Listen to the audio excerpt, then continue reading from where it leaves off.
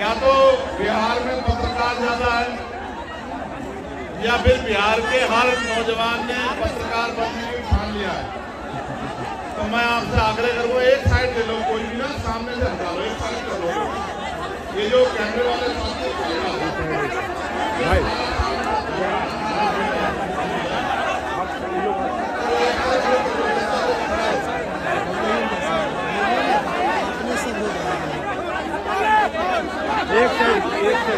एक साइड उधर कीजिए ना।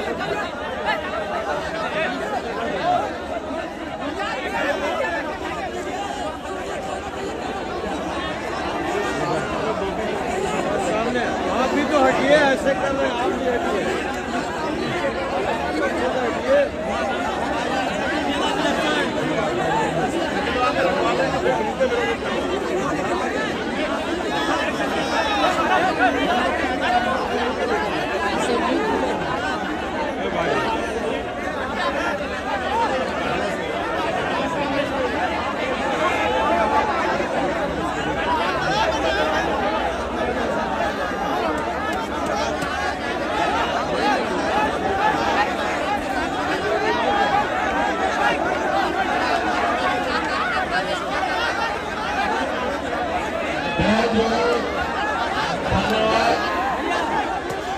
सबसे पहले तो मैं आज आप सबको बिहार के राजधानी पटना पहुंचने पर आपका बहुत बहुत स्वागत और अभिनंदन करता हूं। सम्मानित साथियों,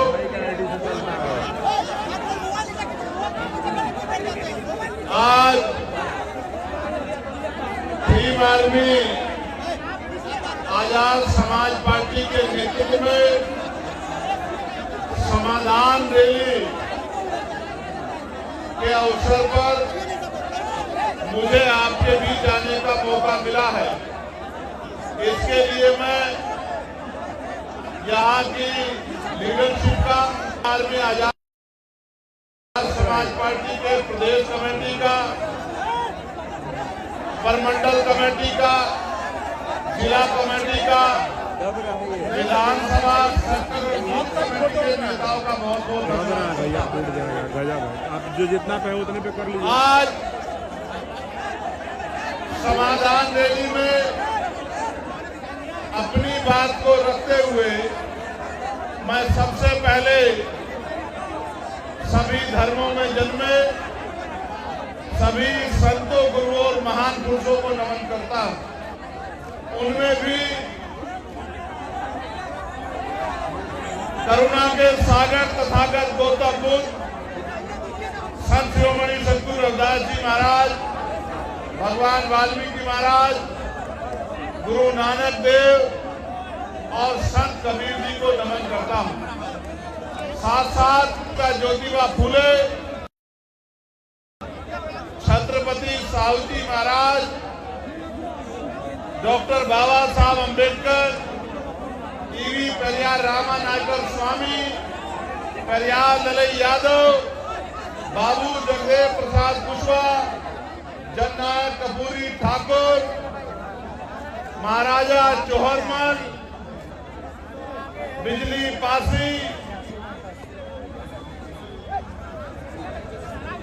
अर्जक संघ के संस्थापक सदस्यों में रहे चौधरी महाराज सिंह भारती, महामना रामस्वरूप वर्मा, मान्यवर दीना भाना वाल्मीकि और मेरे गुरु मान्यवर साहब काशीराम जी को नमन करता हूं।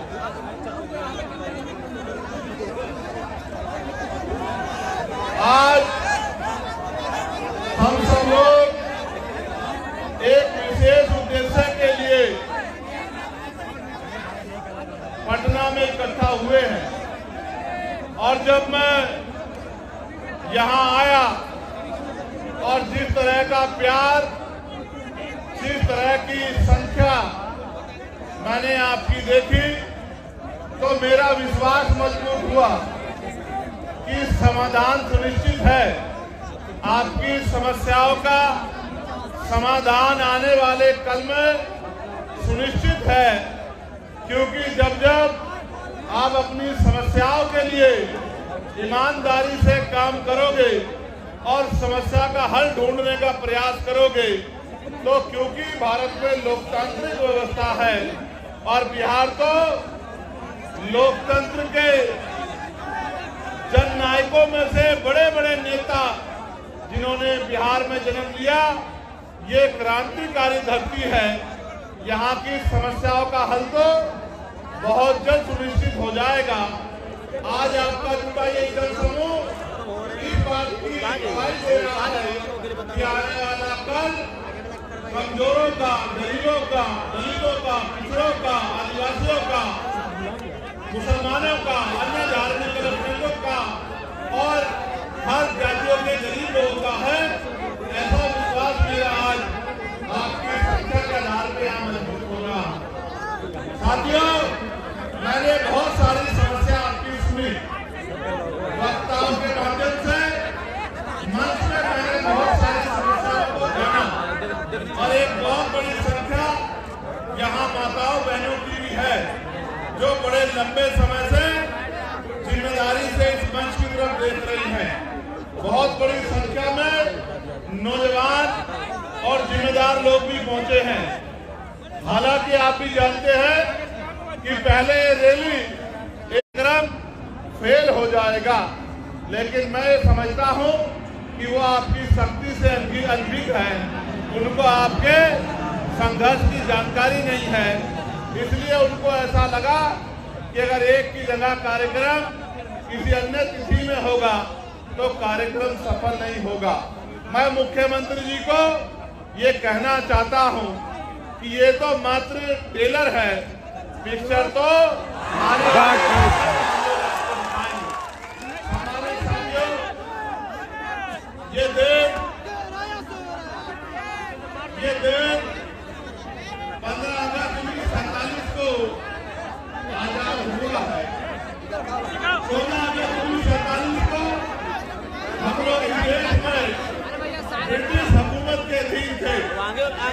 ब्रिटिश हुकूमत के अधीन होने के कारण इस देश में बहुत सारे हक अधिकार हक वंचित समाज के लोगों ने, यहाँ तक कि देश में सदियों से चली आ रही कुप्रथाएं भी थी, जिनमें विधवा विवाह न होना, बाल विवाह होना, महिलाओं को सती प्रथा जैसी कुरीतियों का सामना करना और भी ऐसी बहुत सारी कुरीतियां और प्रतिबंध लगा के हक वंचित समाज के लोगों को गरीबी, बेबसी, लाचारी और जौन जाति का जीवन जीने के लिए मजबूर किया गया था। ये बात मैंने आपको इसलिए बताई कि आज भी आपकी समस्याओं में ये समस्याएं प्रमुख हैं कि रोटी, कपड़ा, मकान जो बुनियादी जरूरत है, खाने के लिए रोटी, पहनने के लिए कपड़ा, सर ढकने के लिए छत, पीने के लिए साफ पानी और आत्म सम्मान का जीवन, ये बुनियादी जरूरतें हैं। 75 साल की आजादी के बाद भी आज तक सरकारें अंतिम व्यक्ति को रोटी, कपड़ा, मकान, अच्छे कपड़े और पीने के लिए पानी की व्यवस्था कराने में कामयाब नहीं हो पाई। ये इस लोकतंत्र का सबसे बड़ा फेलियर है। जो काम आजादी के 10 सालों के अंदर हो जाना चाहिए था, वो काम आजादी के 75 सालों के बाद भी नहीं हुआ है।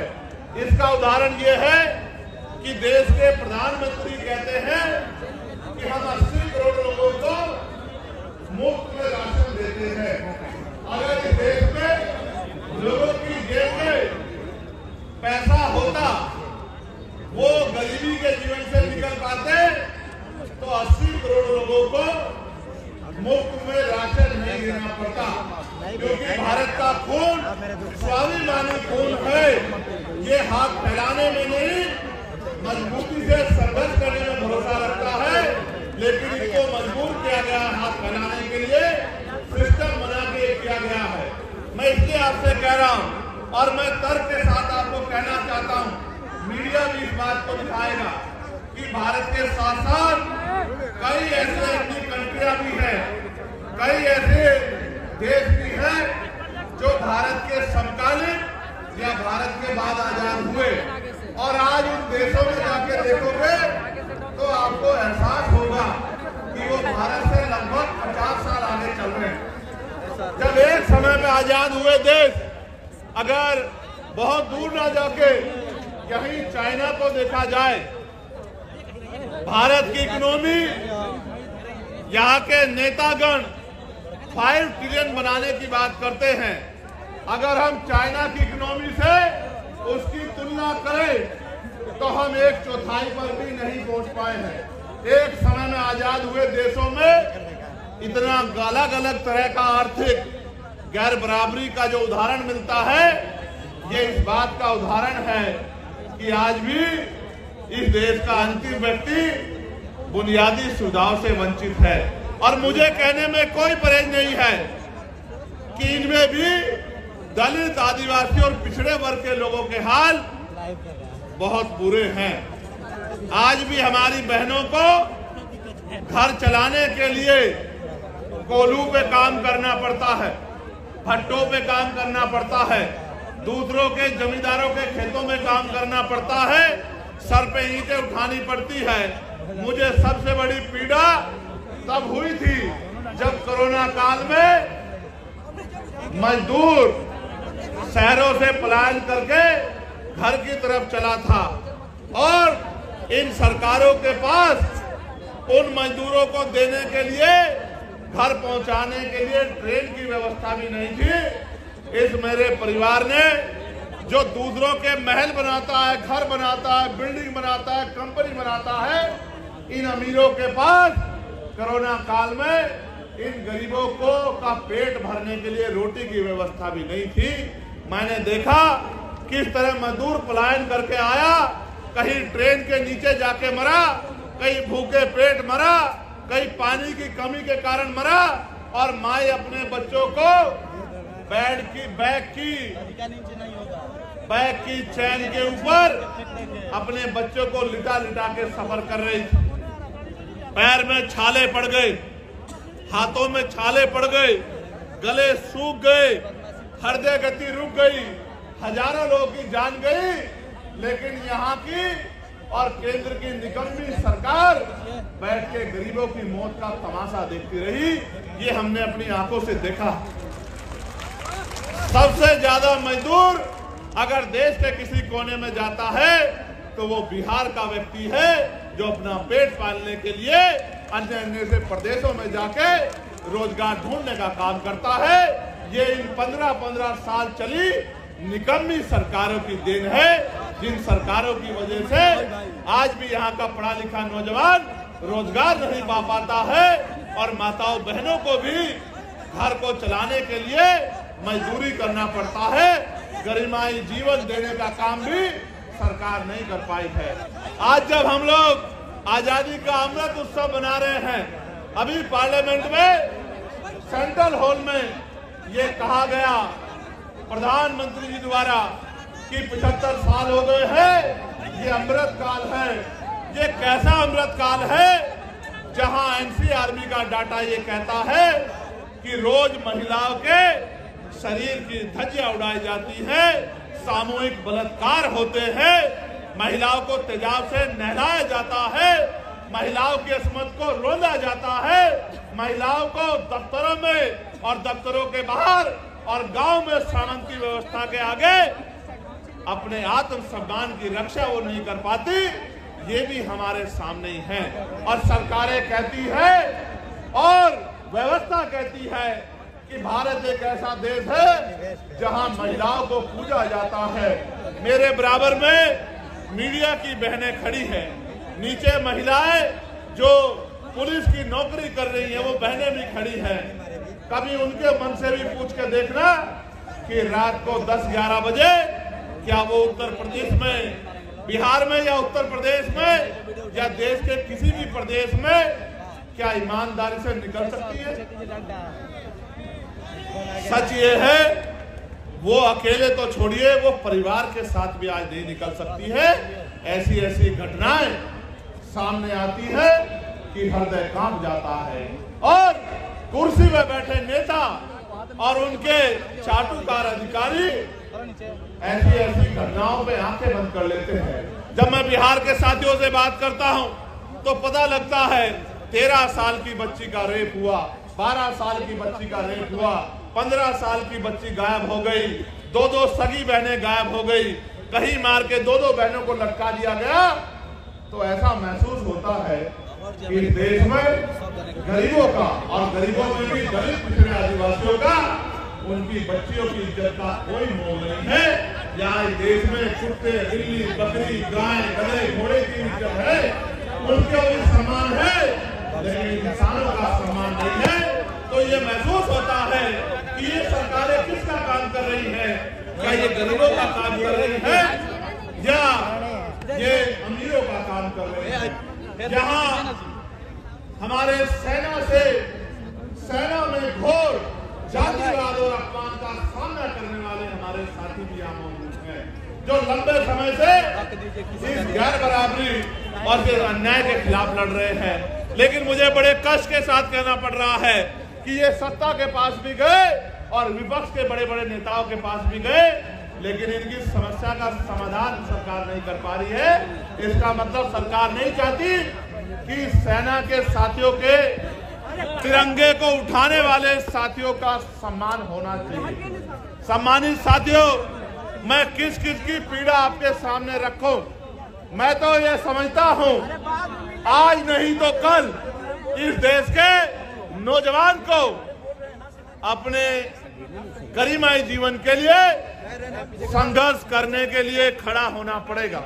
और जब तक इस देश का नौजवान और इस देश में भी बिहार का नौजवान अपने पैरों पे खड़ा होके इस जुल्म जाति, गरीबी, बेबसी, लाचारी की बेड़ियों को काटने का काम नहीं करेगा, तब तक इन सत्ता में बैठे फर्जी मसीहाओं के जरिए आपकी जिंदगी बदलने वाली नहीं। सम्मानित साथियों, आप ये जानते हैं कि हमारे संतों, गुरुओं, महान पुरुषों ने अपने बच्चों का बलिदान देके इस देश में संविधान के रूप में एक इतनी बड़ी शक्ति हमें दी, एक जीवित ग्रंथ हमें दिया जो संविधान अंतिम व्यक्ति को भी सम्मान का जीवन दिलाने की बात करता है, जो अंतिम व्यक्ति को भी गारंटी देता है रोटी, कपड़ा, मकान की, जो महिलाओं को भी पुरुषों के बराबर मुख्य धारा में खड़े होकर सम्मान का जीवन देने की गारंटी देता है। लेकिन सम्मानित साथियों, आज जब हम आकलन करते हैं, चिंतन करते हैं, तो हमें महसूस होता है कि देश संविधान से नहीं चल रहा है। सत्ता में बैठे अहंकारी लोग संविधान को ताक पे रख के प्रदेश को और देश को चलाने का काम कर रहे हैं। नौजवान परेशान है, किसान परेशान है, सेना का जवान परेशान है, होमगार्ड के भाई परेशान है, चौकीदार परेशान है, महिलाएं परेशान है, ममता बहनें परेशान है। और अगर कोई परेशान नहीं है तो आपके राजभवन में और आपके विधानसभा में बैठे आपके नेता जो मोटी मोटी तनख्वाह लेके अपने बच्चों का ध्यान रखते हैं, अपने बच्चों को विदेशों में पढ़ाते हैं, अपने बच्चों का इलाज प्राइवेट हॉस्पिटल में कराते हैं और गरीब जनता को जुमला बोल बोल के बेवकूफ बनाने का काम करते हैं। मैंने पार्लियामेंट में अंतिम व्यक्ति के आवाज उठाने का काम किया, चाहे होमगार्ड के भाइयों की समस्या हो, चाहे चौकीदार भाइयों की समस्या हो, चाहे आशा आंगनबाड़ी बहनों की समस्या हो, इसका काम किया। पार्लियामेंट में मैंने ये कहा कि इस देश को अगर आगे बढ़ाना है तो इस देश में सबसे पहले ये जो शिक्षा का बाजारीकरण किया गया है, इस बाजारीकरण के जरिए जहां महंगी शिक्षा एक तरफ है, जहां अमीर के बच्चे पढ़ते हैं, और एक तरफ सरकारी शिक्षा है जहां गरीब के बच्चे पढ़ते हैं, इस भेदभाव को खत्म करना होगा।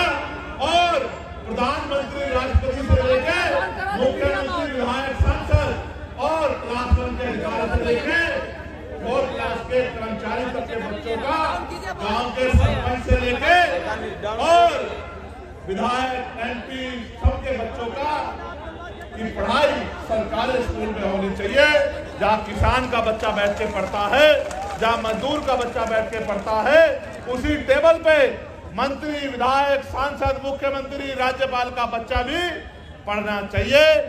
तब जाकर जब डीएम का बच्चा उसी कुर्सी में क्लास में बैठा होगा, जब एसपी का बच्चा उसी क्लास में बैठा होगा और आपके मेरे गरीब परिवार का बच्चा भी उसी क्लास में बैठा होगा, एक समान शिक्षा मिलेगी, तब जाके शिक्षा के दरवाजे परमानेंट के लिए गरीबों के लिए खुल जाएंगे और ये गरीब अमीरों को पछाड़ के अपनी गरीबी की बेड़ियां काटने का काम करेंगे। जब मैंने आवाज उठाई तो सत्ता में बैठे लोगों को बड़ी तकलीफ हुई। जब मैंने आवाज उठाई तो सत्ता में बैठे लोगों को बड़ी तकलीफ हुई।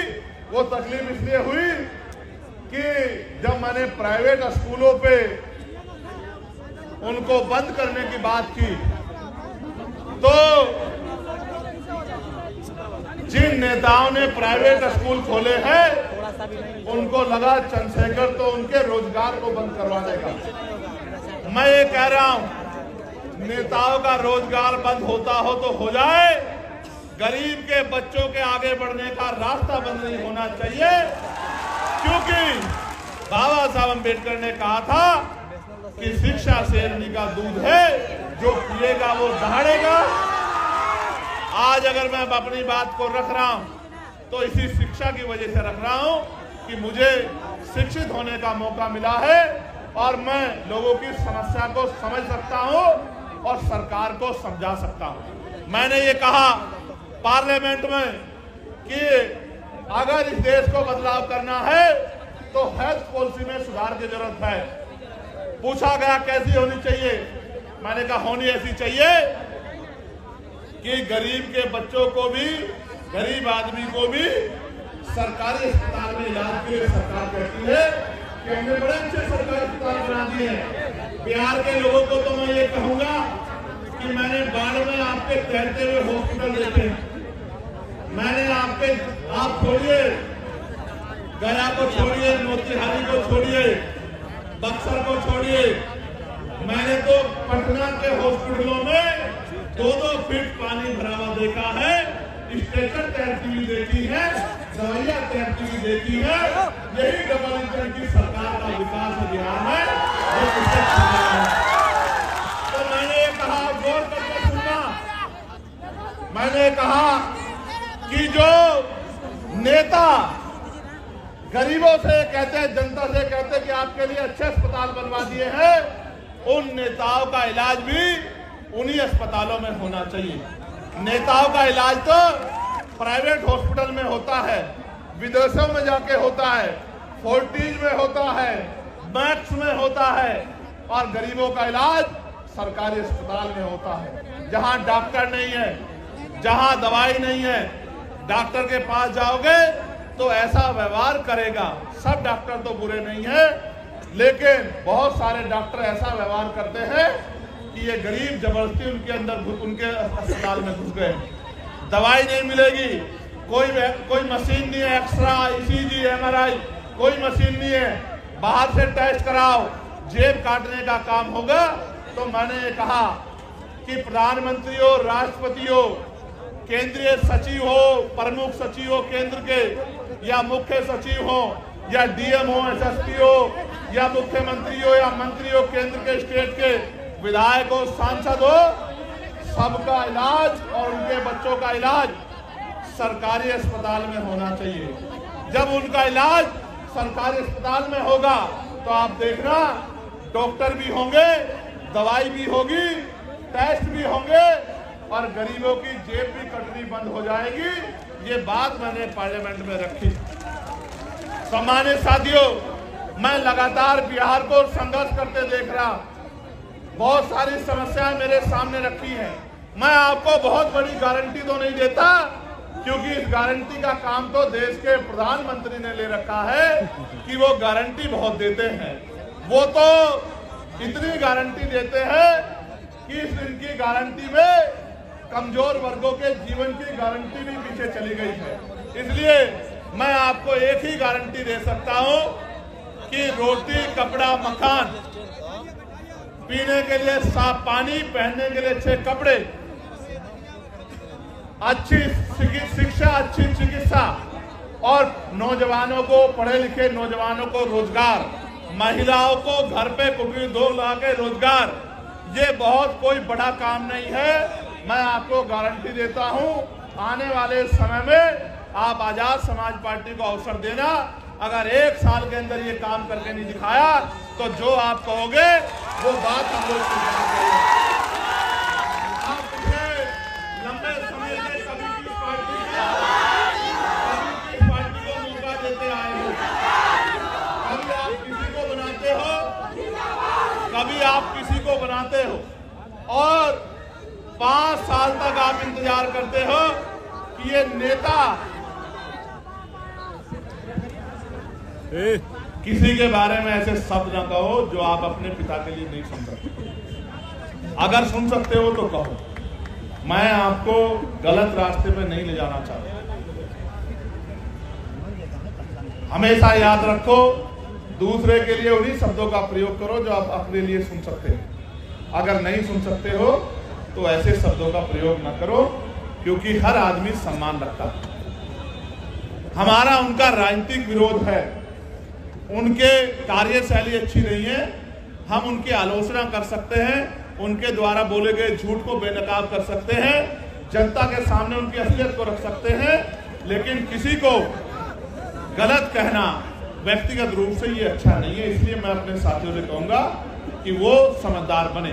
साथ साथ मैं आपको ये कह रहा था कि यहाँ के नेताओं को आपने भरोसा किया। आप चुनाव से पहले वो आपकी गली में आते, आपके पैर पकड़ते, आपको चाचा, ताऊ, भाभी, बहन, चाची, ताई, पता नहीं क्या क्या शब्द कहते हैं, शराब पिलाते हैं, मिठाई खिलाते हैं, कपड़ा लुटाते हैं, सारे काम करते हैं। क्यों? क्योंकि बाबा साहब अम्बेडकर ने अपने 4-4 बच्चों के कुर्बानी देके आपकी उंगली में वो शक्ति दी है, जिसको चाहे कुर्सी पर बिठा दो और जिसको चाहे कुर्सी से गिरा दो। अगर ये वोट की शक्ति आपके पास नहीं होगी सम्मानित साथियों, तो आपकी बस्तियों में पैर रखने के लिए कोई नहीं जाता। ये बाबा साहब अम्बेडकर के संघर्षों का परिणाम है कि चुनाव के बीच में, चुनाव के समय ये लोग आपके बीच आते हैं, लेकिन चुनाव के बाद क्या? 5 साल तक आप लोग इंतजार करते हैं कि नेता दोबारा दिखाई दे जाए, लेकिन नेताजी दोबारा नहीं आते। आप उनके दरवाजों पर जाते हो तो वो गेट बंद कर लेते हैं और ये कहते हैं कि नेताजी यहाँ नहीं है। आप ये बताओ, इन नेताओं के सहारे आप अपनी लड़ाई को लड़ लो? मैं आपको 3-4 समस्या यहाँ की रखता हूं, जो साथी यहाँ उपस्थित भी हैं। एक समस्या जो बड़ी समस्या है वो हमारे होमगार्ड के भाइयों की है।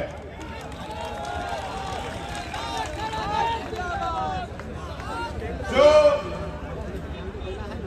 विज्ञापन संख्या 2/2/2011 की बहाली 2022 में ली गई, 13 वर्षों के विलंब से बहाली की गई। इसके बावजूद भी फिजिकल, मेडिकल एवं औपबंधिक मेगा सूची नाम रहते हुए इन लोगों को नियुक्ति नहीं दी जा रही है। होमगार्ड, जबकि जहानाबाद जिले में और अन्य जिलों में होमगार्ड के बहुत सारे पद खाली हैं, फिर भी सरकार इनकी बहाली नहीं कर रही है। इन्होंने मुझसे आग्रह किया है कि आप हमारी आवाज को पार्लियामेंट में भी उठाएं और हमारी बहाली कराने का काम करें। मैं होमगार्ड के भाइयों को विश्वास दिलाता हूं, मगर विश्वास दिलाते मैं ये भी कहना चाहता हूं, जब सरकार इतने बड़े पैमाने पर निजीकरण करेगी तो कल जो आरक्षण रूपी अधिकार हथियार आपको मिला है वो तो बेसर हो जाएगा। जब सरकारी नौकरी नहीं होगी तो सामाजिक गैर बराबरी आज भी इतनी है, तो दलित पिछड़ों के बच्चे यहाँ जाति व्यवस्था के आधार पर चमार, वाल्मीकि, पासी, धोबी, कोरी, खटीक, कुशवा, मौर्य, साके, यादव, जाट, गुर्जर, निषाद, जिसको सैनी आपके यहाँ कहते हैं, कश्यप, पाल, प्रजापति, इनके बच्चों को कौन कुर्सी पे बैठने देगा? आप मुझे बताइए। क्या आज देश में समानता आ गई है? तो इनके बच्चों को कौन कुर्सी पे बैठने देगा। इसलिए निजीकरण करके जिस तरह से इनके बच्चों का रास्ता रोकने का काम किया जा रहा है, मैं आपको विश्वास दिलाने का काम करता हूं कि आने वाले समय में हम लोग निजी क्षेत्रों में आरक्षण की मांग दलित पिछड़े आदिवासी समाज के लिए करेंगे और इनको निजी क्षेत्रों में आरक्षण दिलाने का काम करेंगे। ये मैं आपसे साथ साथ हमारी आपके यहाँ ममता कार्यकर्ता कहते हैं, हमारे यहाँ आशा कार्यकर्ता कहते हैं। हमारी जो ममता कार्यकर्ता बहनें हैं उनको प्रति गर्भवती मात्र 300 रुपए राशि मिलता है और जबकि उनका काम बड़ा कठिन है।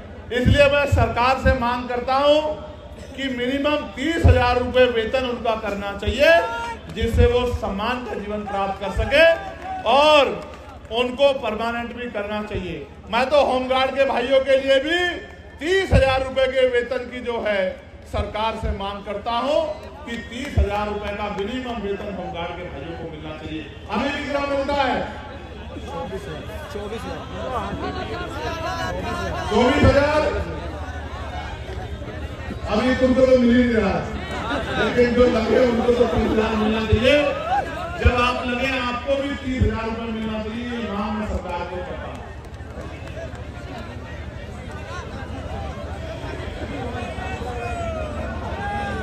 ज्वाइनिंग नहीं हो रही है ना, ज्वाइनिंग भी होगी और जिस दिन ज्वाइनिंग होगी आप लोग बहुत बहुत धन्यवाद भी चंद्रशेखर आजाद का और भीम आर्मी आजाद समाज पार्टी का करोगे। चिंता